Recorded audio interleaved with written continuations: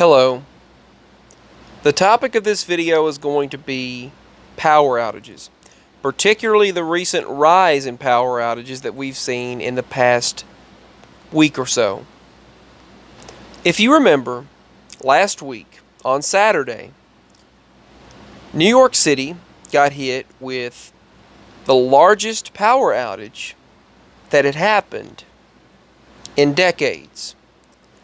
Now, what I find to be the most uncoincidental thing regarding all of this is the fact that it happened on the anniversary of the power outage decades before. What a lot of people don't really think to realize is that exactly on the date, Saturday, July 13th, 1977, New York City endured a 25-hour blackout after lightning struck power lines, prompting widespread arson, looting, and riots. Then on the anniversary of that date, a major power outage hits the state of New York on a Saturday, on the 13th. Give your thoughts on this, but I just don't find it. I find it too perfect to be coincidental. Then you have multiple states experiencing power outages, and something that many people didn't report. Nashville, Tennessee reported power outages a few hours, actually around an hour or two after New York's power outages the previous weekend. And 2 days later, there were power outages in areas of the Con Edison company that was in charge of those power outages. I mean, of those the power distribution. The companies that were in charge of it included Con Edison and some of the other local power companies. 2 hours after New York lost power 2 days later in certain areas, Nashville, Tennessee, Brentwood, and 14,000 customers lost electricity in Hendersonville, Tennessee. And that stopped elevators, electricity, basically anything that ran on electricity. And you could only use cash in the stores. Obviously, it wouldn't do you any good because the electricity was out. But why is it always seemingly correlated with Nashville and New York, or Tennessee and New York? Then, fast forward a couple more days, and more power outages hit. And not the Brentwood area this time, but around 6,500 customers in the Nashville area. And I actually documented this. I'll show screenshots in a future video if you would like documentation of it. And it correlated with the ones in New York again. Now various states around the country are experiencing power outages, but they're blaming blowing transformers and overloaded transformers, and trying to blame fires and underground issues, wiring issues. So they still don't know the answer. The mayor of New York is looking into this, and the other areas are looking into the cause of this. Right now, we're 50,000 people still without electricity in the Brooklyn area. But here's the thing. They blamed an outdated grid system being overrun by an increasing population and increasing amount of strain and stress on all of the electrical lines due to the fact of our advancements in technology rapidly happening at such a quick pace. They stated that we're using too much technology and an excessive amount of energy, thus resulting in an overloaded amount of electrical use, and that energy overloads the power grid, causing transformers to blow. That was some of the explanations given, but I don't see how Just 7 years ago, we went through a very similar scenario. Actually, almost exact conditions to the weather patterns that we've been seeing, though we do have chaotic weather patterns this year as well, but to the ones we've seen in 2012, 11 and 12, back when the polar vortexes happened, and then we shifted over to an extreme summer, one of the hottest summers on record. As a matter of fact, Nashville, Tennessee in 2012 reached 109 degrees that summer as the actual air temperature, which was a record, all-time record, temperature record that year.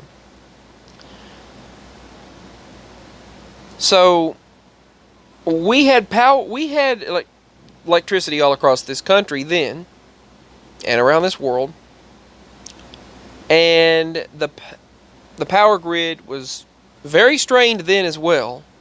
There were just a few power outages here and there, and they took care of them relatively quickly in comparison to what's happening this time. And I remember there were some scheduled power outages, but that was it. My question is, why now? Especially given the fact EMPs are a fact, electromagnetic pulses as weapons.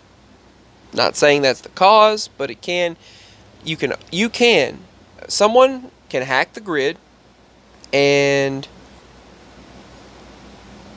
overload the system, send too much electricity to particular in the grid, particular companies, relay too much electricity and reroute too much electricity to the certain transformers and cause them to blow, which could be one of the case scenarios here. Because I don't see the heat being just the primary cause of these outages, given the fact we've had many heat waves before and we've had the same types of power grids all this time. Lately they've been wanting to put the power grids underground and reroute them underground, but that would cost a lot more money and the taxpayers a lot more money. It would also cost, it would be a lot of cost, but they claim that the cost versus the damage, the cost of damage in billions and trillions of dollars over time that it would take in damage from storms would outweigh the the cost if we were to have disasters like Sandy and Katrina and Irma and Maria and all of those that caused those power outages. So what do you think? Do you think we should move the power grid underground? Give your thoughts. Like some of the network cables have done. Most of the fiber optics network cables are above ground. In some places they're underground. I know the majority of the network cables that link the interconnected network of networks of the internet worldwide are